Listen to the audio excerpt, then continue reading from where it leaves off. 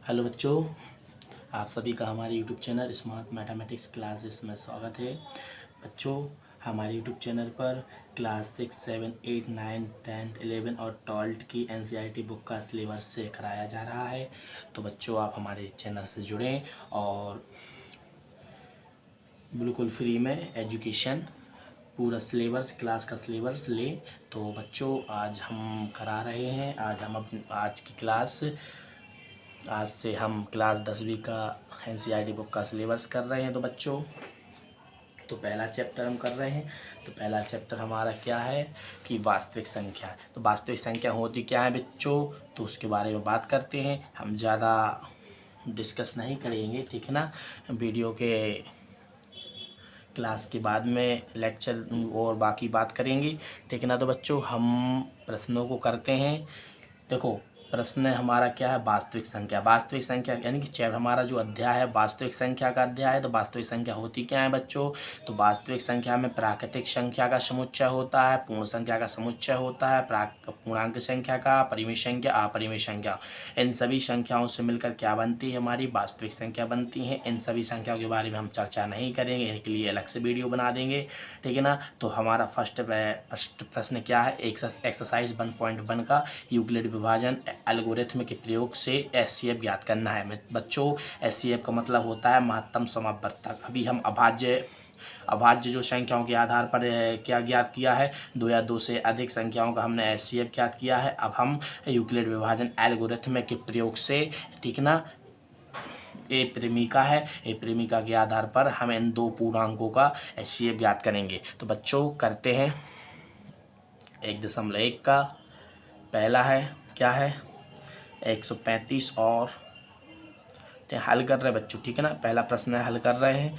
इतने 225 का HCF ज्ञात करना है, किसके द्वारा, यूक्लिड विभाजन एल्गोरिथ्म के प्रेमिका के द्वारा। तो बच्चों, हमें दिया गया है, क्या दिया गया है, दिया गया है संख्या एक, इतनी 135 संख्या है और एक संख्या 225।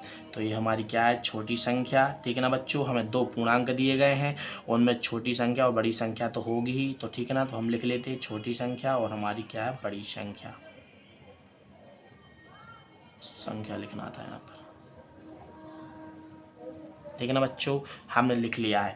अब बच्चों, एक बात याद रखने योग्य है, ठीक है ना। हम जो बात बता रहे हैं यह बात सभी में अब क्या करना, ध्यान देना है, ठीक है ना। सभी जब भी हम एल्गोरिथ्म करेंगे, एल्गोरिथ्म यूक्लिड विभाजन के आधार पर करेंगे, तो हमें संख्याओं को क्या, एक हमारा कहने का मतलब है कि बात बहुत, यानी कि जो हम बता रहे हैं कि इस आधार पर हम हल करेंगे, तो हमें संख्याओं को क्या मानना है, क्या नहीं मानना है, तो वो हम आपको बता रहे हैं। छोटी संख्या, बड़ी संख्या हमने आपको लिखवा दी है। तो छोटी संख्या को हमें हमेशा क्या मानना है, भाजक मानना है, भाजक संख्या माननी है बच्चों। और जो हमारी बड़ी संख्या है, इसको क्या मानना है, भाज्य संख्या मानना है, ठीक है ना। हम आपको बाद में समझाएंगे, लेकिन क्या है, वीडियो की लेंथ बड़ी हो जाती है ना, तो इसलिए हम पहले ये करा देते हैं, उसके बाद समझाएंगे, ठीक है ना बच्चों। तो हमें क्या है, दिया गया था बड़ी संख्या और छोटी संख्या। छोटी संख्या को हमने भाजक संख्या माना है, बड़ी संख्या को भाज्य संख्या, सभी में ऐसा मानना है, ठीक है ना। जब भी हम यूक्लिड विभाजन एल्गोरिथ्म के द्वारा HCF ज्ञात करेंगे दो संख्याओं का, तो ऐसा ही मानना है, ठीक है ना बच्चों। तो अब हम करते हैं, ठीक है ना। तो इसलिए हमने ये लिख लिया है, इसलिए यूक्लिड विभाजन एल्गोरिथ्म प्रमेयिका। बच्चों, हम लिख रहे हैं एल्गोरिथ्म प्रमेयिका क्या होता है, यूक्लिड विभाजन, तो हमारा होता है भाज्य संख्या। तो क्या है, संख्या लिखना, ठीक है ना। भाज्य संख्या बराबर होता है भाजक संख्या, पूरा नहीं लिख रहे हैं, गुना भागफल संख्या, ठीक है ना, प्लस शेषफल। इसके बारे में हम अभी बात करेंगे, ठीक है ना। तो क्या होती हैं ये, हमारा क्या है, यूक्लिड विभाजन एल्गोरिथ्म प्रमेयिका है बच्चों। हमें एक बात ध्यान देनी है कि शेषफल यदि शून्य के बराबर आता है तो हमारा उत्तर भाजक संख्या होगी। बच्चों मैंने क्या लिखा है, यदि शेषफल यानी कि जो हमारा क्या है यूक्लिड विभाजन एल्गोरिथम है प्रेमी का ये है, ठीक है ना, भाज्य भाजक भागफल शेषफल, यदि शेषफल 0 आ जाता है तो हम कह सकते हैं हमारा जो दो संख्याओं का जो हम एचसीएफ निकाल रहे हैं यूक्लिड विभाजन एल्गोरिथम के आधार पर, उन दो संख्याओं का एचसीएफ हमारा क्या होगा जब 0 आ जाए शेषफल में, ठीक है ना, तो क्या होगा हमारा उत्तर भाजक संख्या। भाजक संख्या का मतलब होता है जिस संख्या से मैंने भाग दिया था भाज्य संख्या में और 0 आया शेषफल में, तो वही संख्या हमारी क्या होगी, एचसीएफ होगी बच्चों, ठीक है ना, हम कर रहे हैं, ठीक है ना। अब हम कर रहे हैं तो देखो हमने क्या माना, इतना तो मैंने लिख लिया है क्या क्या है। अब देखो हम क्या कर रहे हैं, हमें शेषफल में 0 लाना है बच्चों, तो हम देरी किए बना कर रहे हैं 225 135। तो हमने क्या लिखा, भाजक संख्या हमने किसको माना है 135 को, तो भाजक संख्या को हम यहीं लिखते हैं ना, भाज्य संख्या को भाज्य संख्या में भाग देते हैं।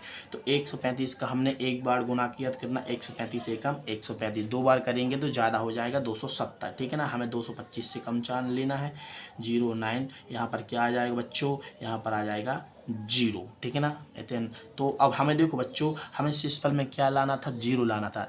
जब तक 0 नहीं आएगा तब तक हम अपने प्रश्न को आगे यानी स्टेप को बढ़ाते जाएंगे। अब बच्चों जो 90 जो हमारा शेषफल में आया, अब इसको हम भाजक मानेंगे और जिस संख्या से पहले स्टेप में हमने भाजक माना था उसको अब भाज्य मानेंगे बच्चों, ठीक है ना। ऐसा ही प्रोसेस करेंगे, यदि दूसरे स्टेप में यदि शेषफल में 0 नहीं आता है तो जिस प्रकार से इस स्टेप में किया है उसी प्रकार से उस स्टेप में करेंगे। तो 90 एकम 90, तो यहाँ पर 5 होगा, यहाँ 4 होगा, यहाँ पर 0, ठीक है ना। तो हमें शेषफल में 0 नहीं प्राप्त होगा, इसलिए हम तीसरा स्टेप करेंगे। तीसरे स्टेप में हमने जो शेषफल आया उसको भाजक मानना है और दूसरे स्टेप का जो भाजक है उसको अब भाज्य मानना है। 45 दूना 90 होता है बच्चों, तो हमारा शेषफल में 0 आ गया है। तो शेषफल में 0 आया है, किस संख्या से भाग देने पर 45 संख्या से, हमारा उत्तर क्या होगा 45, वही हमने लिखा है। हमें एक बात ध्यान देनी होगी, शेषफल यदि शून्य के बराबर आता है तो हमारा उत्तर भाजक संख्या होगी। तो शून्य के बराबर आया है, जब 45 से भाग दिया है 90 में तो क्या आया 0, तो हमारा उत्तर क्या होगा 45 होगा। तो हम कह सकते हैं 145 और 225 का एचसीएफ हमने यूक्लिड विभाजन एल्गोरिथम के आधार पर हमें कितना प्राप्त हुआ है 45 प्राप्त हुआ है। इसलिए ठीक है ना, प्रेमिका से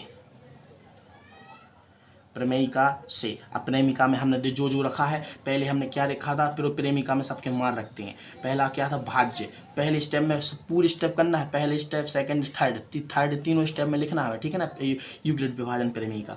तो पहले में हमारा भाज्य 225 था और हमारा भाजक कौन था जिससे हम भाग देते वह भाजक कहलाता 135, और जो हमें भाग देने पर जो हमारे आता है यहाँ पर इस साइड तो यह कहलाता भागफल। तो भागफल कितना है बच्चों 1 है और प्लस लगा है शेषफल कितना आया था पहले स्टेप में 90।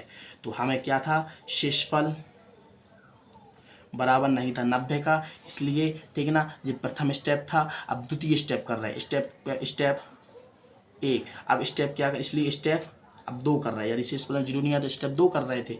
तो अब इसमें क्या है, इस फिर से करेंगे प्रेमिका से यूक्लिड विभाजन एल्गोरिथम प्रेमिका से, ठीक है ना। तो बच्चों हम फिर से मान रखेंगे, हमने यहाँ पर अब 135 भाज्य को माना था, 90 हमारा भाजक था और हमारा भागफल भी हमें 1 प्राप्त हुआ था और शेषफल में हमारा 45 प्राप्त हुआ था। तो शेषफल बराबर नहीं था 0 के, इसलिए स्टेप यहाँ पे स्टेप दूसरा है, स्टेप तीसरे से। अब तीसरे में यूक्लिड विभाजन प्रेमिका लगाएंगे, यूक्लिड विभाजन प्रमेयिका, ठीक है ना बच्चों।